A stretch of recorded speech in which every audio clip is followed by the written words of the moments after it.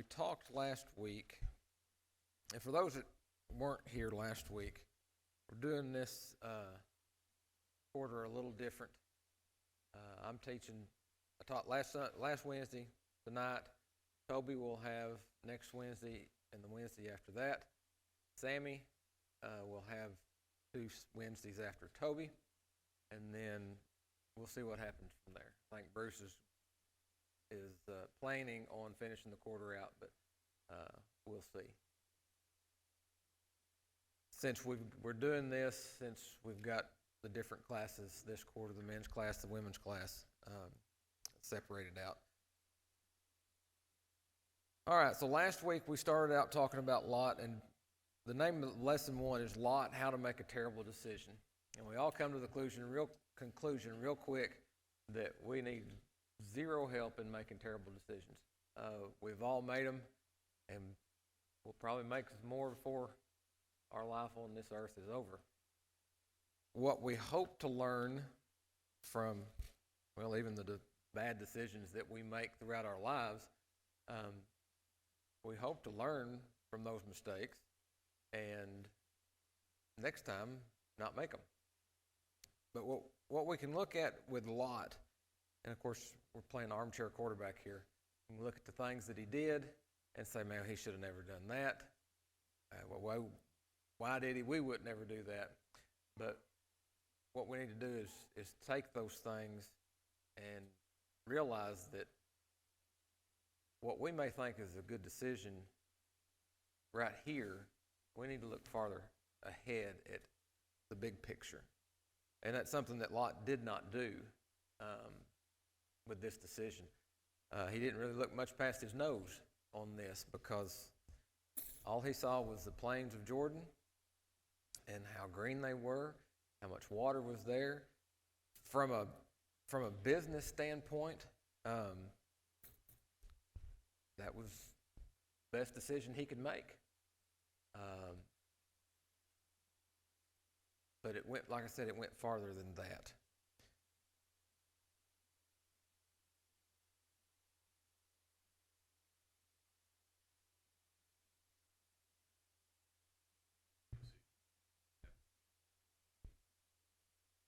Right. We talked. The example that we brought up was taking a different job somewhere else, and we've all heard these people say, "Man, I've got this opportunity. I'll be moving. I hate to leave, but man, this is a great opportunity. It's going to be more money. It's, moving up in the company, and there is nothing wrong with that. Many of us have done that. Me, I've done it recently. But what they don't look at is, okay, well, I'm going out into the middle of nowhere, and there's not a church within, 150 miles of where I'm planning on living or where my employers are going to be. Man, and that's tough. I mean, that's tough for the most faithful person there is. To be that far away from a sound congregation and wake up on a Sunday morning and you just ain't really feeling the best. You had a late night and just start saying, it'll be okay. I'll go tonight. I'm tired. I'll just go tonight. And then tonight comes and, I still don't feel good. I'm just not going to go. That happens once or twice, and then the next thing you know, you're like, well, I've not gone this long. Why start now? And that's not an overnight thing. I mean, we all know that. But that's that one decision that we just didn't think through all the way. And what we'll talk about tonight is that what it affects later on down the road. Let's look at Psalms 1. We read this last week. Psalms 1, verse 1.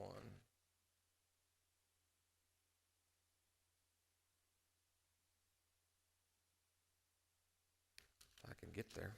It says, "Blessed is the man who walks not in the counsel of the ungodly, nor stands in the path of sinners, nor sits in the seat of the scornful. But his delight is in the law of the Lord, and in his law he meditates day and night. What does walk mean when it's in this verse and several other places? Our way of life. Our way of life is not based on what it says, the counsel of the ungodly. We're not taking the advice of those who are wicked, who are sinners against God. When I say sinners, we all sin. We know that. But those that just constantly live in sin and really don't have any plan on changing their ways. What are some of the reasons why some may say, well, I can do this, and here's what I will do. I can live with those that are ungodly, and my life will change them. Is that what we hear that from time to time?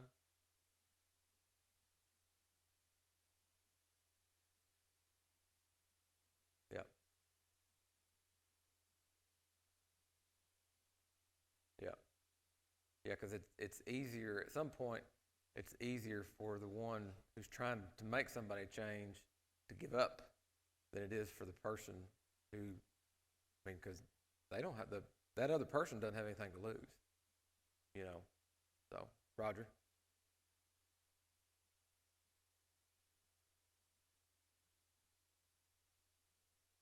Yeah.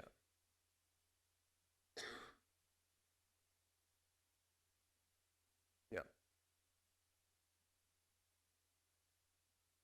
Yep.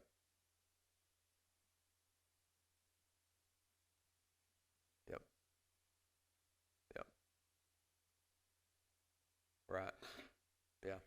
And like we talked about last week, where he first landed when he went down to the plains may not have been in the city.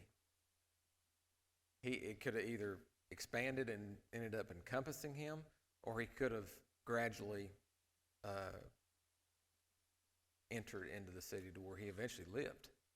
But either way, that ungodly, worldly way of life gets him. And we talked last week, Lot was a righteous man. He knew right from wrong, but that's not always good enough. And we can't get away from ungodly people. That's the life we live in, and the life that everybody has lived in. There's not been a time where people have not had to live around ungodly people. Usually that's a cult, where they think they're living around only godly people. But so we've got to figure out how to deal with those types of people and continue to stay faithful and serve God the way that we're supposed to. So we're going to look at the consequences of his decision. In 2 Peter, and we looked at this last week, 2 Peter 7 in chapter 2, verses 7 and 8.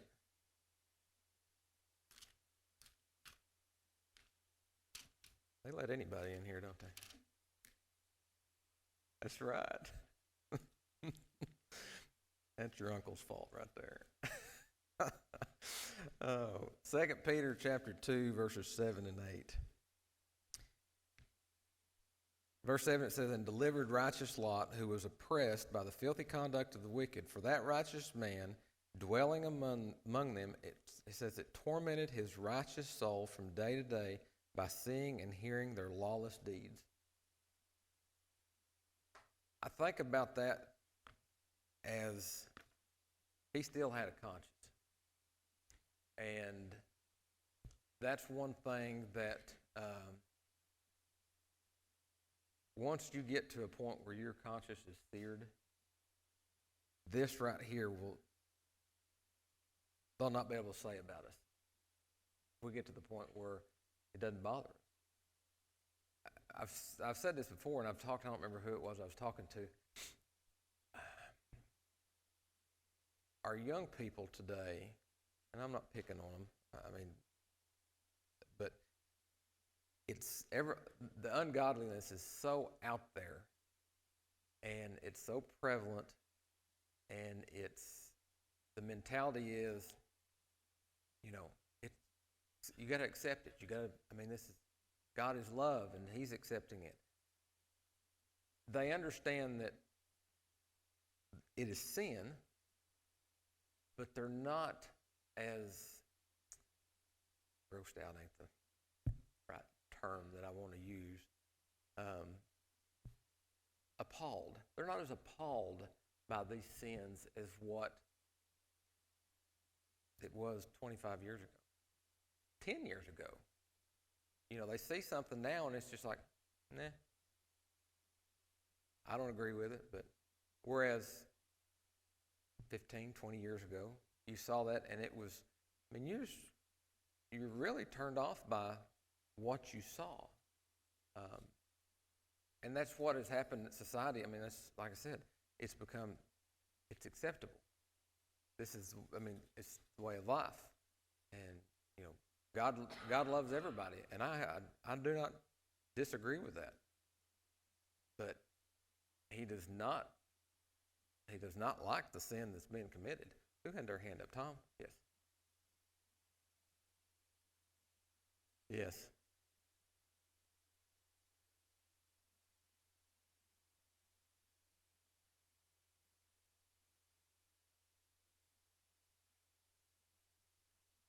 Yeah.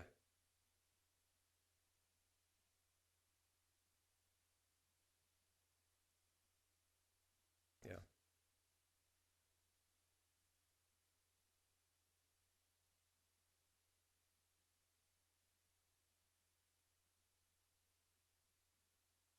Yeah.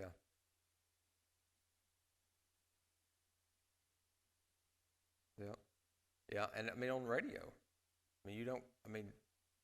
you hear, and satellite radio has taken it to another level, because there are satellite radio stations out there that are unfiltered. They don't censor anything, and you've got to be careful with that.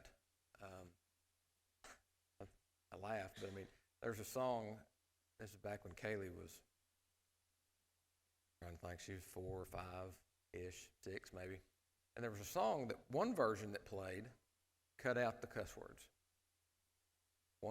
But some radio stations played the edited version, some didn't. Well, this was on the television, and I was listening to it and never even thought about what version it was. And she's walking by the television about the time that they dropped a 4-letter word, and she turned around and then she asked me, what is, I say a 4-letter word, it was only 3 letters, but anyway, she asked me what that was. And I said, oh, nothing, baby, don't worry about it. But, we have to be careful with that. As adults, we can hear those things and, yeah, water off a duck's back. But to a kid, they hear that and they don't understand, especially at a young age, that that's not appropriate language to be using.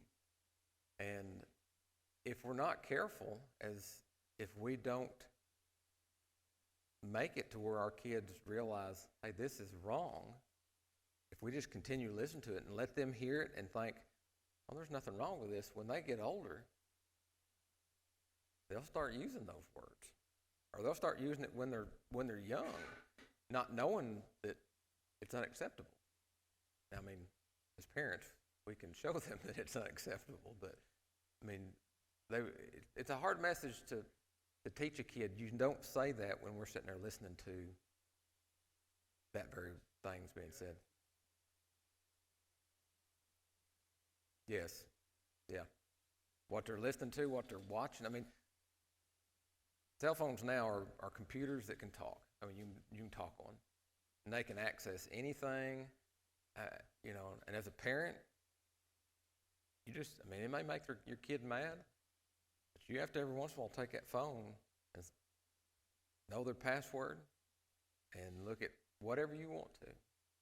And they need to know that it's not acceptable. And, I want to be my kid's friend just as much as any parent does. But that comes second to what my responsibility as a father is and what your responsibility as parents are. And that's to make sure that your kids grow up. And grandparents, yeah. I mean, grandparents are, the whole thing is, grandparents are to spoil them and send them home.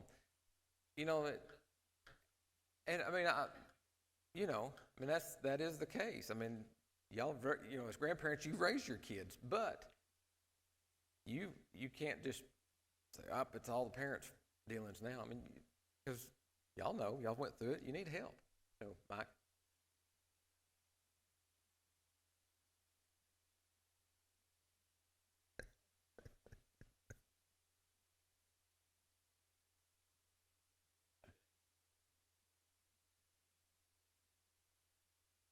Yeah.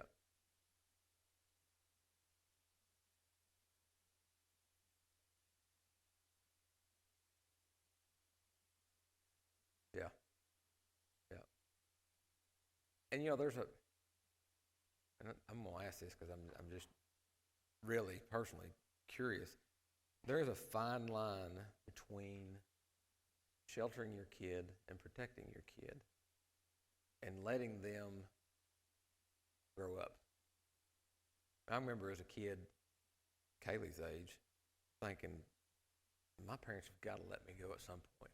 They've got to let me be and I didn't know that I ever said be a man, but let me make the adult things that, decisions that I need to.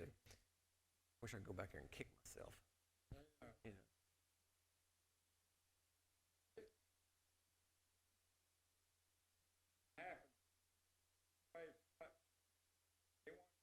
Maybe a football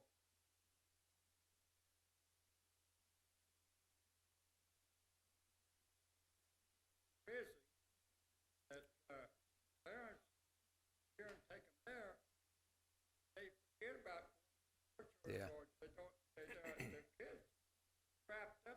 I know one family takes their kids everywhere. Yeah. They don't church. Yeah. No, and that's a problem. I mean, you let your kids dictate how you live your life because we want our kids to, enjoy and do but at some point you still have to instill, that's not sports ends for 99.9% of people.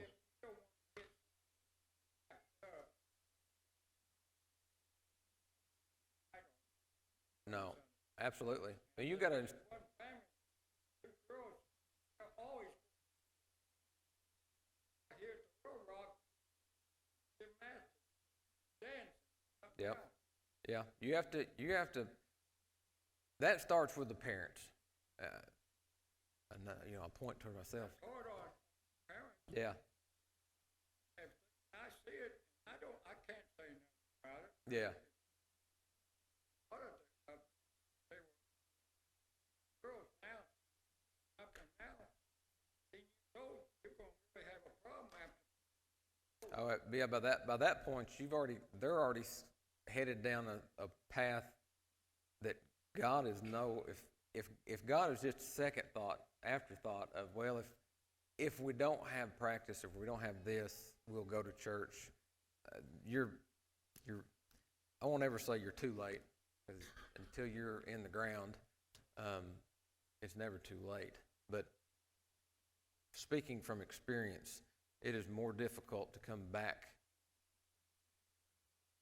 into the church once you've left and got into the world than it is if you just keep as straight a path as you can, knowing that you're gonna weave in and out.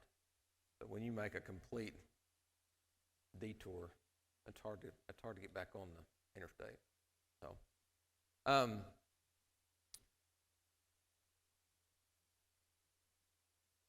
So he was tormented. Lot was tormented. He knew right from wrong, but it was only to a point.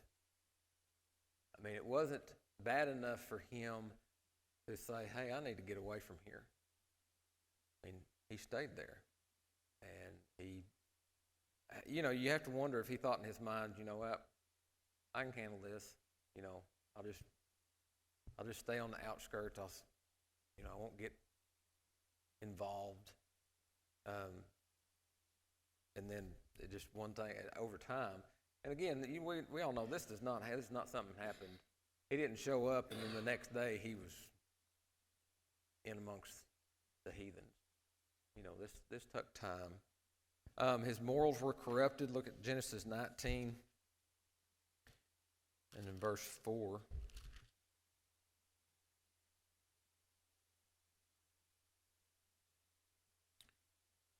Read verses 4 through 8. It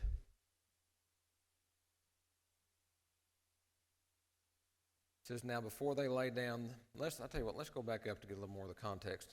Verse 1, it says, now the two angels came to Sodom in the evening, and Lot was sitting in the gate of Sodom.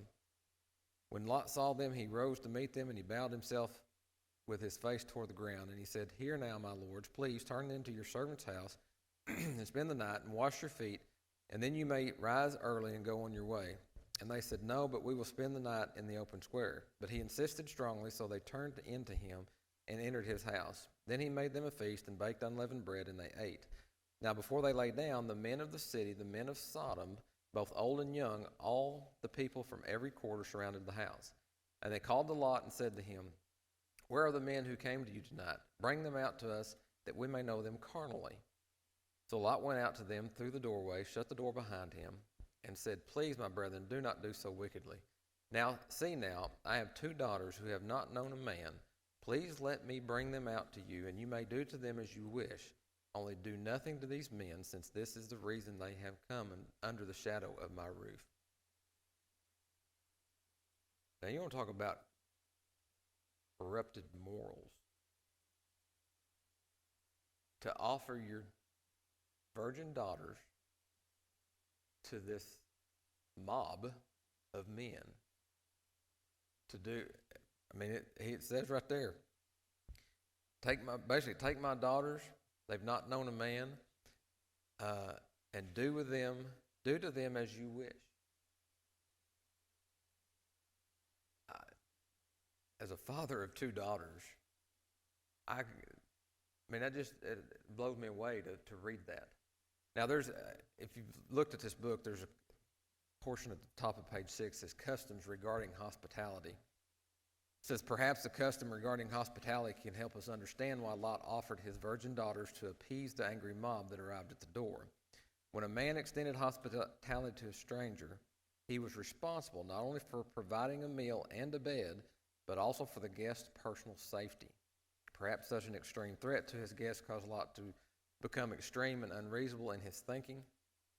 This may help explain Lot's action. Of course, it does not excuse them.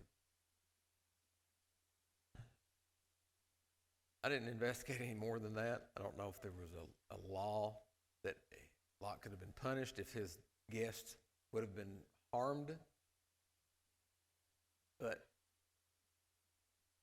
I can't imagine a father doing that without, said, his morals being corrupted and him just thinking just way off. But that just shows what that city had done to him. It made him not think right and offer up his daughters to these men.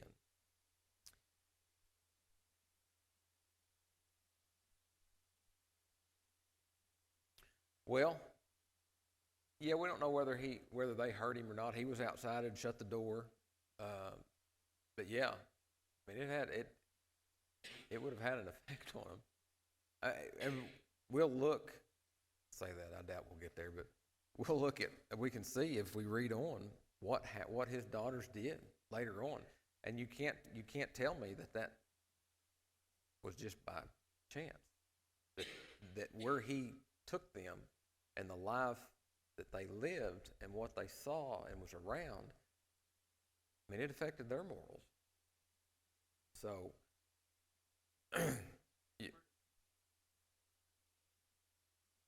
Yeah.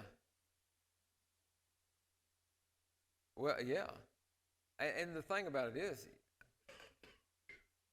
I doubt this was a shock to Lot that they are acting this way, you know. Mm-mm. Yeah. So again, he'd grown accustomed to what was going on. He didn't say, hey, maybe I need to go on the other side of the plains and set up camp and get my family away from this and back to serving God. He lost everything that meant anything to him. Says he lost his sons-in-law, and we can get into that. We don't know whether his daughters were betrothed to these men or what the deal was, or if he had other daughters that they had been married to. Don't know really what the deal is with that. He lost his wife when they were leaving. We know that story. She turned around and looked back at the city when they were told not to, and she turned into a pillar of salt. He lost his home and his wealth. And that was really what got him in that predicament in the first place, wasn't it? It was because of his wealth that he was going to the land that was better than what the mountains would be. His daughters were ruined morally. Again, we can look at what they did with their father later on. It's not something your average kid would think of if they hadn't seen it, heard about it, was around it, and thought it was okay. So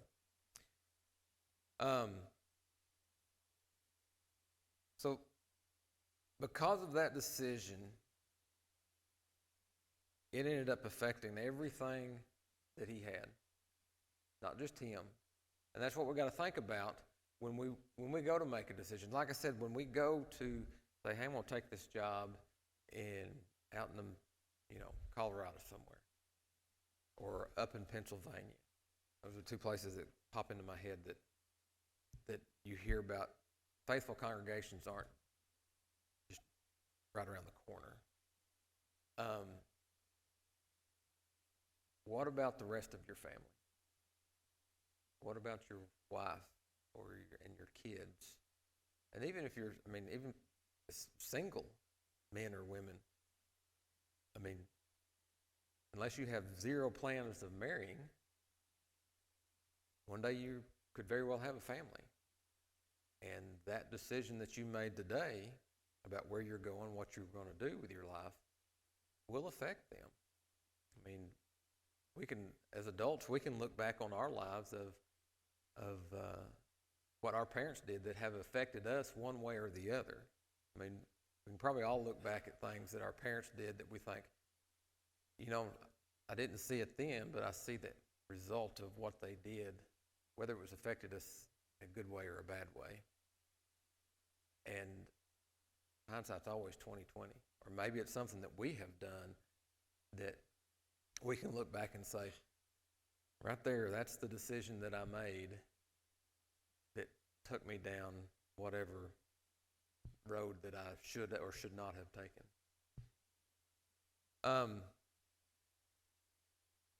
Let's look at 1 Timothy chapter 4 real quick.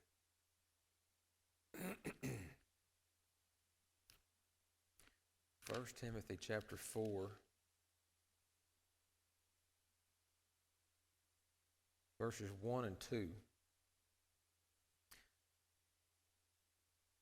Now the Spirit expressly or explicitly says that in latter times some will depart from the faith, giving heed to deceiving spirits and doctrines of demons, speaking lies and hypocrisy, having their own conscience seared with a hot iron. We see that now with our young people, our middle-aged people. It can even affect an older person. If they start hearing things that they may start questioning their faith. And it may get to the point where they keep hearing it over and over. And if they don't have somebody to combat what's being said with truth, then eventually they get desensitized to what truth really is. And they end up believing the Lord over it. We probably see it more in our young people than we do older. But it's not impossible by any means. The devil does not just work on up to X age and then you're free and clear. If you can make it to whatever age you want to put in there, after that you're in the home stretch. He's working on you every day. I mean, up to death. I can imagine of trying on your deathbed to get you to cry God or say something or do something that would turn your life away from God. We have to be careful with that, and that's, like I said, we've talked about this, allowing certain TV programs to be watched by our kids, and even us. The more we watch those programs, the more desensitized we get to what they're doing, how they're acting, and seeing that, it's like, well, that's how I should be acting. That's what I should be doing, and getting away from what we should be.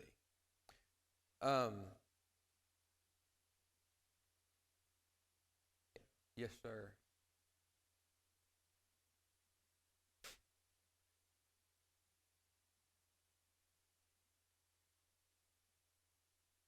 Yeah.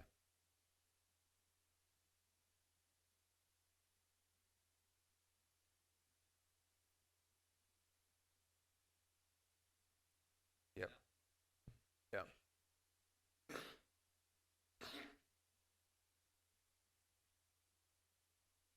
Yeah.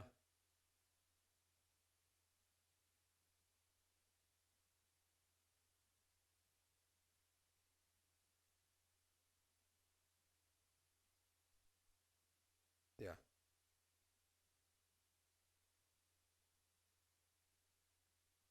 And you're looked down upon if you don't. You're really, as a Christian, we're on that end of excuse me, of what a homosexual was looked at 20 years ago, 30 years ago. You know, and it's that's tough. I mean, God loves the man.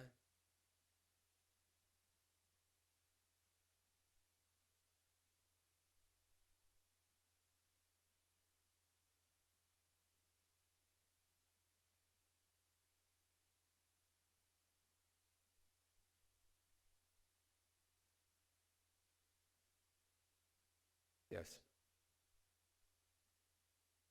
Yeah. You hate those people, and that's not the case. You know, we're not to hate anybody, even those who live that lifestyle. We hate the sin, and that's what they don't. Of course, they don't see it as sin, of course.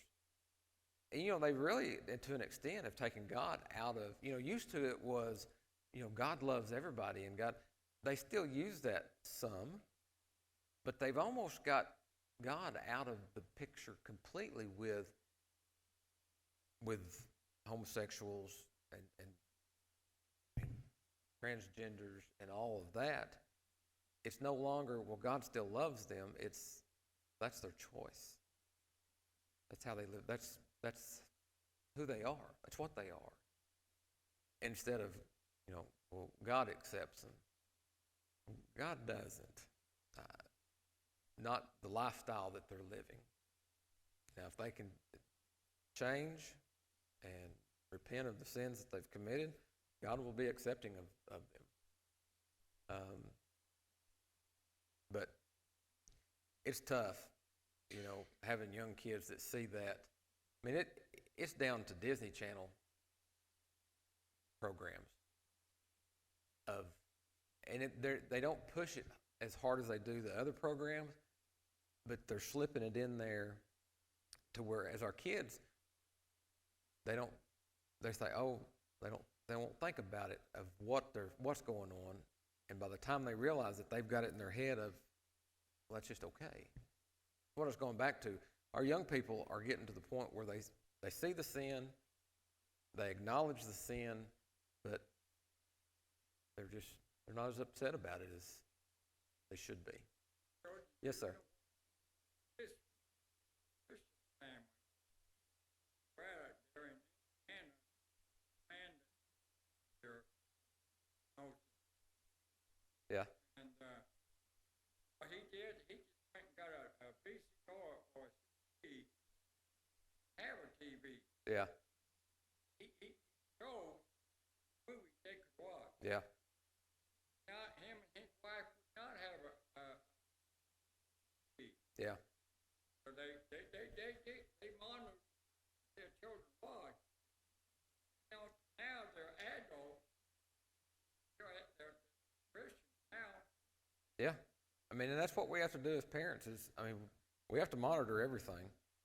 A couple other things before we're finished. Never mind. We're finished. Like I said, Toby will have it the next couple weeks, and then Sammy. So thank y'all very much. I know you won't ever get to see me again. No, I'm kidding. I think, No. this happened. Oh, yeah.